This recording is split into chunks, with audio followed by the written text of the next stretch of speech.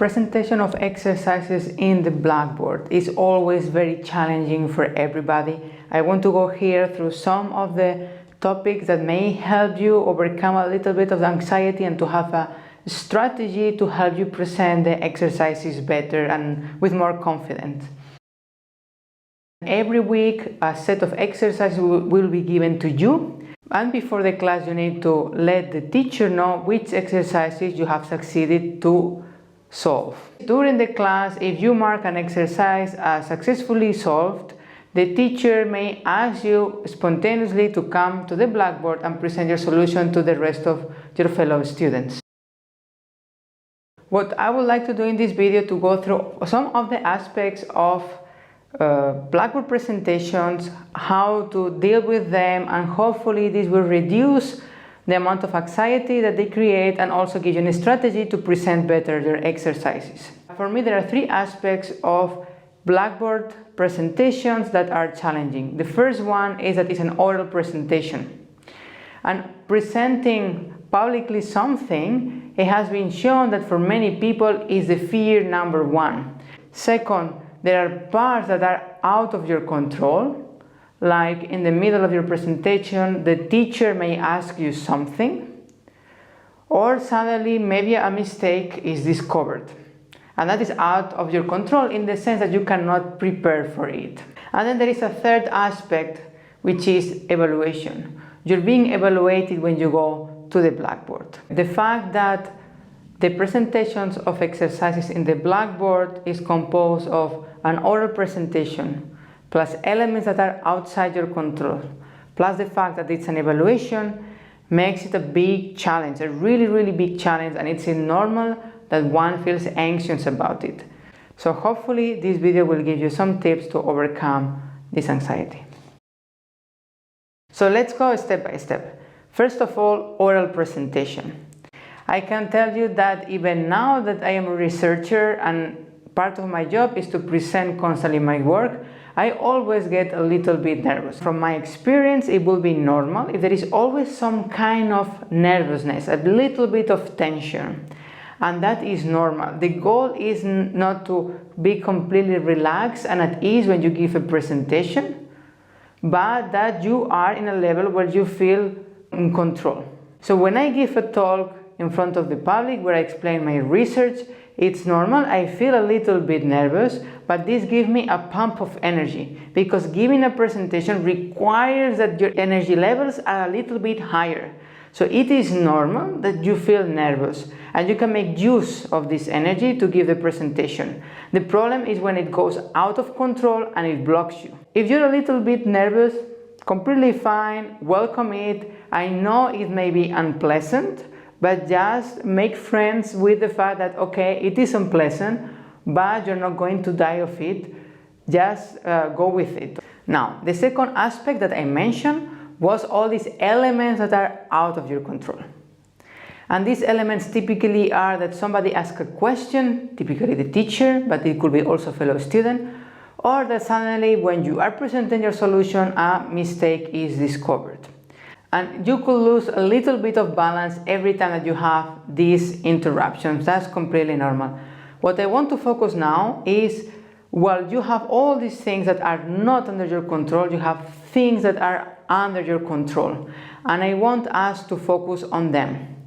The first thing, and it is the most important one, and surprisingly many students don't do it, is know what the exercise is about. You have your written solution, but many students don't have what the exercise is, and when they go to the blackboard, they cannot explain to me the exercise. If they cannot explain the exercise, how can they explain the solution? And that you have absolute control. Just have either the exercises printed or write the exercise above your solution. And then the first step is you go to the blackboard and you read or you explain the exercise. Afterwards, you will go to your solution. You may have doubts if the solution is correct or not, but the exercise is what it is. So that is your safe zone, and it serves you as a warm-up to start explaining your solution. And also there is a very important factor in it. For me, explaining well the exercise is 30%, if not 40% of the solution. Because what I want to say is that the student has understood the exercise. The exercise has many elements, concepts, properties, theorems, and I want to see that the student knows them. And that's the opportunity when you explain the exercise that you show you understand these concepts. And for me, that is already 30–40%.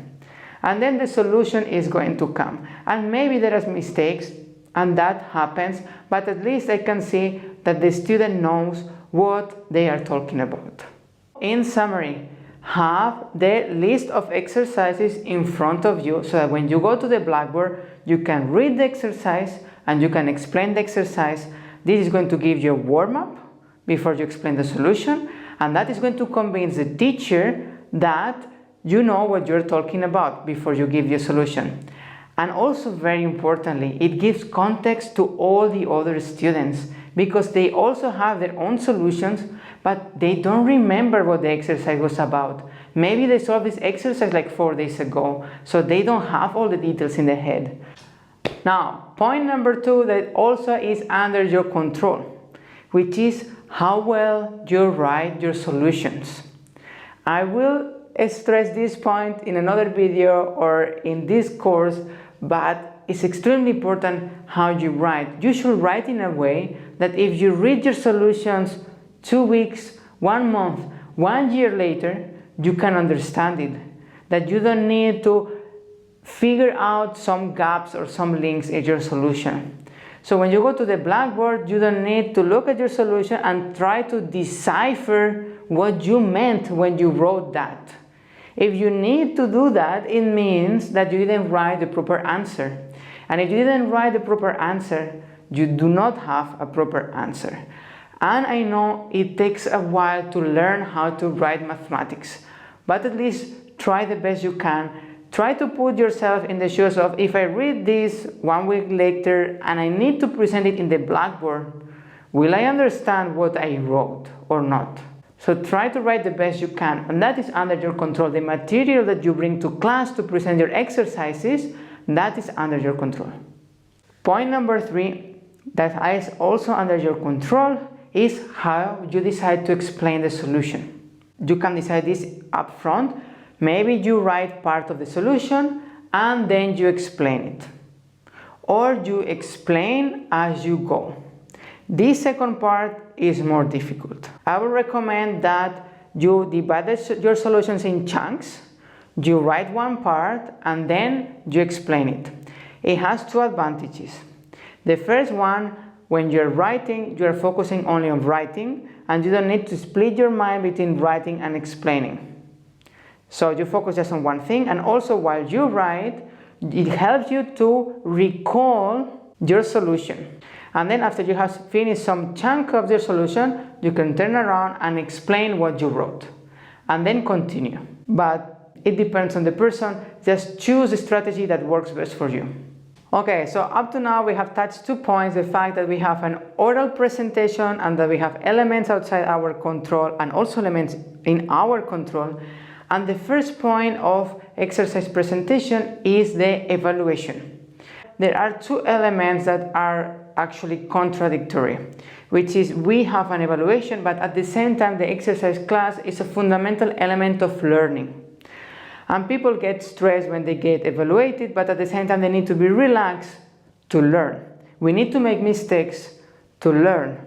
From my teacher perspective, first of all, what I want to see from the students is that they understood the exercises so that they are able to define the concepts that appear in the exercises, they're able to explain the properties that appear in the exercise, and that they understood what the exercise meant. That for me, it's absolutely fundamental.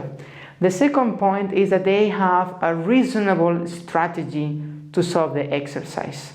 I asked senior students to share their experience and what recommendations they will give to the new students. Here I have a couple of them, so let me read them. I often feel too dumb to study mathematics. And also I am afraid of having to present an exercise at the board I am not 100% sure about. Not to get credits for exercises I solved 80%. You may have an exercise and your solution may not be perfect. It's not 100%. If you have solved it 80%, you should mark it, okay? Because it's like an exercise in an exam. You will not solve sometimes an exercise 100%, but still, if you have a very reasonable strategy and your solution is almost complete, there is a small gap, still the teacher can see that you understood the concept, that you have a strategy, and you missed some element. But you will get points for that. Of course, the teacher will judge if it's enough or not. That will depend on the teacher. You cannot say. But if you feel, okay, I'm just missing something, but I have a good picture of the solution, mark it. You don't need to do 100% perfect exercise to pass that evaluation. Here is what another senior student says. Chances are the instructor will point out mistakes during my presentation and maybe even give me full credit regardless, if I adjust and present my solution accordingly. So it will happen that yes, there is a mistake, but when the instructor or the teacher points out to this mistake, are you able to understand why it is a mistake? That's point number one. Point number two, are you able to adapt, to offer a solution to it? It may happen if you don't have a solution. Don't panic. What we want to see as a teacher is how much you understand and how much you can try to put on a strategy. Here is what another senior student says. At the beginning, it was sometimes difficult to present tasks on the blackboard when you were called on spontaneously. If you get stuck or don't know what you're actually calculated, you quickly feel bad, even towards the others.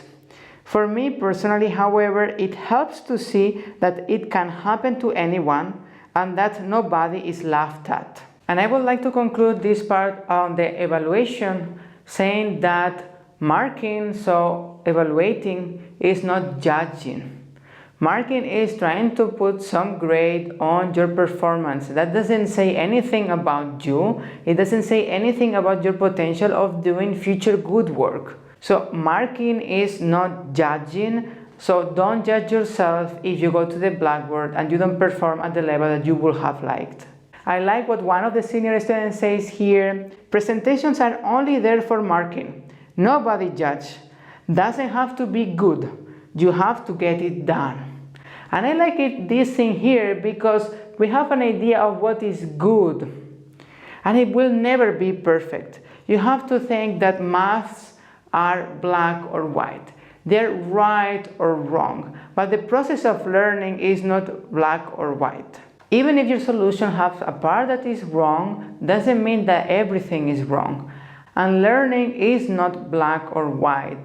So drop this idea that you have to be perfect when producing solutions. We want to tend towards that. We want to tend towards having the rigorous, logically solid, well-explained solution. But remember that you are learning. And because you cannot do it now, doesn't mean that you cannot do mathematics. So remember, math may be black or white, but learning, knowledge, skill, teaching people are not black or white. If you cannot do a mistake, you cannot do anything. And now for the anxiety part of the oral presentation, let me read to you some of the advice of the senior students. Going to the blackboard is a big issue for a lot of people. One has to understand that one has to get used to it. Indeed, one of the major fears of going to the blackboard at the beginning is this sense of unfamiliarity. The more you do it, the more you experience it, it will become more familiar and the anxiety will be reduced. Second, this person says, it helped a lot to hear other people's experiences. So I advise you, if you can, talk with other students, see how they feel, see what strategies do they use to deal with their anxieties, to prepare their exercises, to go to the blackboard. That will be very enriching and will help you a lot. Another student gives the following advice to deal with anxiety, which I found very good. I consciously remind myself where I started and how far I've come, that I've managed to cope with everything so far. I think this is really important. In your life, you have gone through a lot of challenges that may look small now with perspective after some time, but at that moment they were very challenging, they were scaring, they make you anxious, and you overcome them. And it's important that you remember that. And within your life, you will accumulate more and more experiences of all these challenges that you have overcome, and it will give you more confidence. And I want to conclude this video telling you that every time you go to the blackboard is a win, because you have overcome all that unpleasantness of standing up and presenting an exercise. It means that you are pushing the boundaries of your comfort zone, you're overcoming your limitations. And whatever the outcome of the presentation is, that's already the biggest win. Because every time you overcome a limitation, you're moving forward in life. So, persevere in the face of unpleasantness, and I can tell you there will be a moment where you will actually be very excited because you have found a solution and you're able to present it to your colleagues. And that can be also a very nice moment, very exciting moment that you will enjoy. So go for it!